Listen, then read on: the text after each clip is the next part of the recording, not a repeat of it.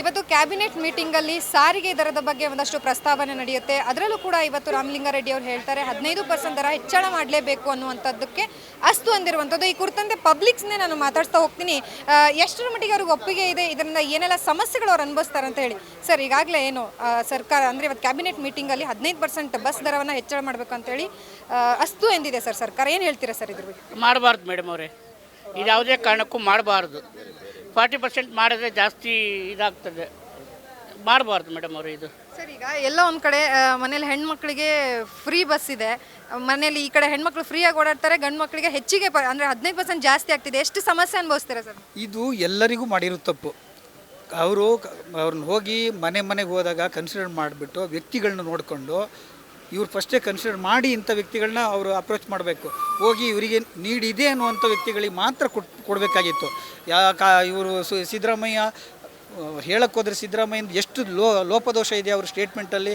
ಅವರು ಲಾಯಕ್ ಮುಖ್ಯಮಂತ್ರಿ ಅನ್ನೋದ್ರ ಬಗ್ಗೆ ಸಂದೇಹ ಇಲ್ಲದೆ ಹೇಳ್ತೀನಿ. ಅವ್ರು ಇಷ್ಟು ಅನುಭವ ಇದ್ದರು, ಅವರ ಸ್ಟೇಟ್ಮೆಂಟು, ಅವರ ಒಂದು ಆ್ಯಟಿಟ್ಯೂಡ್, ನಡವಳಿಕೆ, ಇವೆಲ್ಲ ಒಳ್ಳೆಯ ಅನ್ಎಜುಕೇಟೆಡ್ ಬ್ರೂಡ್ಗಳು ಮಾಡ್ತಾರಲ್ಲ, ಆ ರೀತಿ ನಡ್ಕೊತಾ ಇದ್ದಾರೆ. ಅದೇ ಯತ್ನಾಳ್ ಅವರು ವಿಧಾನಸಭೆಯಲ್ಲಿ ಸತ್ಯ ಹೇಳಿದ್ರೆ ನಂಬಲ್ಲ ಅಂತ ಅವರು ಇವತ್ತಿನ ತನಕ ಒಂದು ಸುಳ್ಳು ಹೇಳಿಲ್ಲ. ಅವರು ಬಾಗಲಕೋಟೆ ಆ ಕಡೆ ಜಿಲ್ಲೆಯವರು, ವಿಜಯಪುರ ಕಡೆಯವರು, ನಾವು ಇಲ್ಲಿ ಬೆಂಗಳೂರು ಮಂದಿ. ಅವ್ರ ಸ್ಟೇಟ್ಮೆಂಟು ಅವ್ರ ಸ್ಟೇಟ್ಮೆಂಟಿಗೂ ಇವ್ರ ಸ್ಟೇಟ್ಮೆಂಟ್ಗೆ ಎಷ್ಟೊಂದು ವ್ಯತ್ಯಾಸ ಇದೆ. ಯತ್ನಾಳ್ ಸಾಹೇಬ್ರನ್ನ ಯಾಕೆ ಇದು ಮಾಡಲ್ಲ ಇವರು? ಯಾರು MLAಗಳು ಕಳ್ಳರು, ಯಡಿಯೂರಪ್ಪನೇ ಬೇಕಂತಾರೆ. ಯಡಿಯೂರಪ್ಪ ಎಂಥ ಕಳ್ಳ ಅಂತ ಪ್ರಪಂಚಕ್ಕೆ ಗೊತ್ತಿದೆ. ಅವ್ರನ್ನೇ ಯಾಕೆ ಬೇಕಂತಾರೆ ಇವರು? ಯಡಿಯೂರಪ್ಪ ಅಪ್ಪ ಮಕ್ಕಳೇ ಬೇಕಾ? ಸಮಾಜದಲ್ಲಿ ಗಣ್ಯ ವ್ಯಕ್ತಿಗಳಿಗೆ ಜನ ಎಲ್ಲ ಒಳ್ಳೆಯವರಿಗೆ ಕಳಿಸ್ಬಾರ್ದಾ? ಸರ್, ಈಗ ಎಲ್ಲೋ ಗ್ಯಾರಂಟಿ ಯೋಜನೆನೇ ಸರ್ಕಾರವನ್ನು ಸಾಲದ ಸಿಲುಕಕ್ಕೆ ಅಂದರೆ ಸುಳಿಯಲ್ಲಿ ಸಿಲುಕೋದಕ್ಕೆ ಕಾರಣ ಆಯ್ತಾ ಸರ್? ಖಂಡಿತ ಅದೇ ನಡೀತಿರೋದೇ ಅದು. ಫ್ರಾಮ್ಟಾಗಿ ನಡೀತಿರೋದೇ ಅದು. ಇವರು 5 ಗ್ಯಾರಂಟಿ ಯಾವಾಗ ಕೊಟ್ಟರು ಅವಾಗಿಂದ ಸರ್ಕಾರಕ್ಕೆ ಏಟೇವಿನ ಯಾವುದನ್ನು ಒಂದು ಕೆಲಸ ಮಾಡಿದ್ದಾರೆ ಅಂತ ಹೇಳ್ಬಿಡ್ಲಿ ಪಬ್ಲಿಕ್ಕಿಗೆ. ಯಾವುದು ಮಾಡಿದ್ದಾರೆ? ಮೆಡಿಕಲ್ ಹಂಗೆ ಇದ್ದಾವೆ, ಹಳೆ ಮೆಡಿಕಲ್. ಹ್ಯಾಂಡಿಕ್ಯಾಪ್ಟ್ ಕೋಟದಲ್ಲಿ ಹ್ಯಾಂಡಿಕ್ಯಾಪ್ಟ್ಗಳಿಗೆ ಇವತ್ತು ಪಾಸ್ ಕೊಟ್ಟಿಲ್ಲ ಕೆಲವರು. ಇವತ್ತೊಂದು ಬಸ್ಸಲ್ಲಿ ಬಂದೆ, ಪಾಸ್ ಕೊಟ್ಟಿಲ್ಲ ಅಣ್ಣ ಅಂತಾರೆ. ಹ್ಯಾಂಡಿಕ್ಯಾಪ್ಟ್ರು ನೀನು ನಡೆಯೋಕ್ಕಾಗಲ್ಲ, ಕೈ ಊರ್ಕೆ ನಡೀತಾನೆ ಅಂತರಿಗೆ ಕೊಡಲಿರಿ ಪಾಪ. ಹ್ಯಾಂಡಿಕ್ಯಾಪ್ಟ್ಗಳಿಗೆ ಎಷ್ಟು ಜನ ಇದ್ದಾರೆ ಇನ್ನೂ ಪಾಸ್ ತೊಗೊಂಡರಿದ್ದಾರೆ ಹ್ಯಾಂಡಿಕ್ಯಾಪ್ಟ್ರಲ್ಲಿ. ಅಂತರಿಗೆ ಕೊಟ್ಟರೆ ಎಲ್ಪ್ನೆಸ್ ಆಗುತ್ತೆ. ಈಗ ಕೈ 1 ಲಕ್ಷ ತೊಗೊತಾರೆ, ಅವರು ಫ್ರೀಯಲ್ಲಿ ಓಡಾಡ್ತಾರೆ. 20,000 ತಗೊಂತಾನೆ, ಅವನು ಫ್ರೀಯಲ್ಲಿ ಓಡಾಡ್ತಾನೆ. ಬಸ್ ಫ್ರೀ ಮಾಡಿದ್ದಾರೆ, ನಮ್ಮ ಹೆಂಡ್ತಿನೂ ಓಡಾಡ್ತಾರೆ, ನಮ್ಮ ಮಕ್ಕಳು ಓಡಾಡ್ತಾರೆ.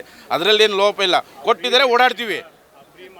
ಫ್ರೀ ಮಾಡಿದ್ದಕ್ಕೆ ಇಷ್ಟೆಲ್ಲ ಆಗಿರೋದು ಅಲ್ಲ. ಫ್ರೀ ಮಾಡಿದ್ದಕ್ಕೆ ನಿನ್ನೆ ಪೇಪರ್ ಸ್ಟೇಟ್ಮೆಂಟ್ ಕೊಟ್ಟವ್ರೆ. KSRTC BMTC ಅವರಿಗೆ 200 ಕೋಟಿ ಸಾಲ ತೊಗೊಳಕ್ಕೆ ಕೊಟ್ಟಿದ್ದಾರೆ. 200 ಕೋಟಿ ಸಾಲ ತೊಗೊಳಕ್ಕೆ ಬೇಕಿತ್ತಾ? ಆ 200 ಕೋಟಿ ಯಾರ ಮೇಲೆ ಹಾಕ್ತಾ ಇದ್ದೀರಿ? ನಮ್ಮಂಥ ಪಾಪಿ ಜನಗಳ ಮೇಲೆ ಹಾಕ್ತಾ ಇದ್ದೀರಲ್ವಾ? ಈ ಫ್ರೀ ಕೊಟ್ಟಿದ್ದನ್ನೇ ನೀವು ಸರಿಯಾಗಿ ಪರಿಶೀಲನೆ ಮಾಡಿ ಒಂದು 60 ವರ್ಷದ ಮೇಲಿದ್ದವರಿಗೋ ಅಥವಾ ಫಿಸಿಕಲಿ ಹ್ಯಾಂಡಿಕ್ಯಾಪ್ ಇದ್ದವರಿಗೋ ಅಂಥವ್ರಿಗೆ ಕೊಟ್ಟಿದ್ದಿದ್ರೆ ಅವ್ರಿಗೆ ಉಪಯೋಗ ಆಗೋದು. ಇದರಲ್ಲಿ ಏನಾಗಿದೆ ಅಂದರೆ ಅದೇ ಯಾವುದು ಇದ್ರ ಮದುವೆಯಲ್ಲಿ ಉಂಡವನೇ ಜಾಣ ಅಂತಾರಲ್ಲ, ಹುಚ್ಚು ಮುಂಡೇರ ಮದುವೆಯಲ್ಲಿ ಉಂಡವನೇ ಜಾಣ ಆಗ್ತಾರಲ್ಲ, ಆ ರೀತಿ ಮಾಡಿಟ್ಟಿದ್ದಾರೆ. ಇವತ್ತು 200 ಕೋಟಿ ಪಾಪ KSRTC BMTC ಅವರಿಗೆ ಸಂಬಳ ಕೊಡ್ತಾ ಇಲ್ಲ. ಅವ್ರಿಗೆ ಕೊಡ್ತಾ ಇರೋದು ಸಂಬಳ, ಒಬ್ಬ ಸೆಕ್ಯೂರಿಟಿ ಕೊಡ್ತಾ ಇರೋದು ಸಂಬಳವನ್ನು ಕೊಡ್ತಾ ಇದ್ದಾರೆ.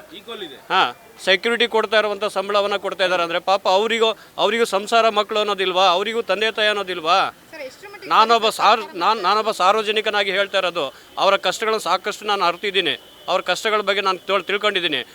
ಅವರಿಗೆ ಎಷ್ಟು ಕಷ್ಟ ಇದೆ ಅಂತ ಹೇಳಿದ್ರೆ ಮೆಡಿಕಲ್ ಸೌಲಭ್ಯ ಪಡೆಯೋಕ್ಕೂ ಕೂಡ ಆಗ್ತಾ ಇಲ್ಲ. ನೀವು ಯಾವುದೇ BMTC ಆಗಲಿ, KSRTC ಕಂಡಕ್ಟರ್ ಡ್ರೈವರ್ನ ಕೇಳಿ, ಯಾವುದೇ ಸಿಬ್ಬಂದಿನ ಕೇಳಿ, ಅವ್ರ ಸಮಸ್ಯೆಗಳು ಹೇಳ್ತಾರೆ. ನೀವು 200 ಕೋಟಿಯನ್ನು ಸಾಲ ತಗೊಳ್ತಾ ಇದ್ದೀರಲ್ಲ. ಇಲ್ಲ ಮೇಡಮ್, ಇದು ಇಲ್ಲ, ನಾನು ಕೇಳಿದ ಶಿವಣ್ಣವ್ರು ಕೇಳಿದೆ ಬೆಸ್ಟ್. ಇಲ್ಲಿ ಮೊನ್ನೆದೇನಾಯಿತು ಎತ್ತಬೇಕಾ? ಮೊನ್ನೆ ದಿವಸ ಏನಾಯಿತು ಗೊತ್ತಾ? ಕಂಡಕ್ಟರ್ ಡ್ರೈವರ್ಗಳು ಸ್ಟ್ರೈಕ್ ಮಾಡ್ತೀವಿ ಅಂತ ಹೊರಟ್ರು 31ನೇ ನೈಟು. ಅದಕ್ಕೇನೋ ಒಂಚೂರು ನಾಯಿ ರೊಟ್ಟಿ ಹಾಕ್ತಾರಲ್ಲ, ಹಂಗೆ ಸ್ವಲ್ಪ ಕೊಟ್ಬಿಟ್ಟು ಕ್ಯಾನ್ಸಲ್ ಮಾಡಿರು. ಸ್ಟ್ರೈಕೇ ಮಾಡೋಂಗಿಲ್ಲ ಅಂತ ಹೇಳಿರು. ಸ್ಟ್ರೈಕ್ ಮಾಡ್ದಂಗೆ ನಿಲ್ಲಿಸ್ಬಿಟ್ಟಿದ್ದಾರೆ. ನಾಯಿಗೆ ಒಂಚೂರು ರೊಟ್ಟಿ ಹಾಕಿ ನಾಯಿ ಏನು ಮಾಡುತ್ತೆ? ಬಗಳದು ಕಚ್ಚೋದು ನಿಲ್ಲಿಸುತ್ತೆ.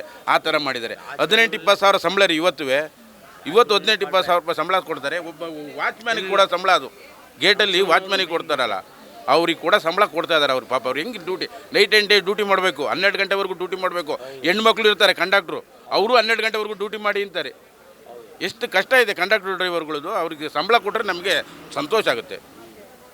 ಸೊ ಒಟ್ಟಾರೆಯಾಗಿ ಸರ್ಕಾರ ಎಲ್ಲೋ ಅಂದರೆ ತಾವು ತೋಡಿರುವಂಥ ಹಳ್ಳಕ್ಕೆ ತಾವು ಬೀಳ್ತಾ ಇದ್ದಾರೆ. ಇದನ್ನು ಹೊರತುಪಡಿಸಿ ಹೊರಗೆ ಬರುವುದಕ್ಕೆ ಇದಷ್ಟು ಪ್ಲ್ಯಾನಿಂಗ್ ನಡೀತಾ ಇದೆ. ಒಂದು ಕಡೆ ಗ್ಯಾರಂಟಿ ಯೋಜನೆಗಳನ್ನ ತಂದುಬಿಟ್ಟು ಈ ಕಡೆ ಅಂದರೆ ಹೆಣ್ಮಕ್ಳಿಗೆ ಮನೆಯಲ್ಲಿ ಫ್ರೀ ಆಗಿ ಕೊಡ್ತಾರೆ, ಅದನ್ನೇ ಡಬಲ್ ಆಗಿ ಮನೆಯಲ್ಲಿರುವಂಥ ಪುರುಷರ ಕಡೆಯಿಂದ ತಗೊಳ್ತಾರೆ ಅನ್ನುವಂಥದ್ದು ಇಲ್ಲಿರುವಂತಹ ಪಬ್ಲಿಕ್ಸ್ ಅಂದರೆ ಸಾರ್ವಜನಿಕರ ಮಾತಾಗಿರುವಂಥದ್ದು. ಕ್ಯಾಮ್ರಾ ಪರ್ಸನ್ ಸೂರ್ಯಪ್ರಕಾಶ್ ಜೊತೆ ಲಕ್ಷ್ಮೀ ಬಾಗಲಕೋಟೆ, ಅಶ್ವಗ ನ್ಯೂಸ್, ಬೆಂಗಳೂರು.